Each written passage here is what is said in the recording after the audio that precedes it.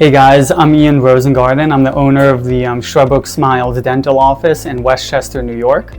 I'm here at NJHPDI in New Jersey at the Institution for Continuing Dental Education. And it's been a few months since I finished the oral surgery course. And I can honestly say all those concepts I learned in that course, I've already applied to my own practice. I'm much more confident in doing surgical extractions, non-surgical extractions, grafting procedures. It's helped me tremendously with implant planning as well, which is a big part of my practice.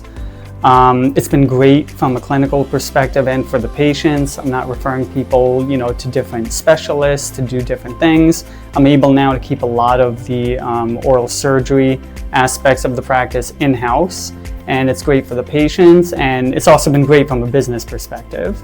I actually just finished the root canal course here as well, which has also been awesome, and I'm excited to apply all those concepts to my practice when I go back.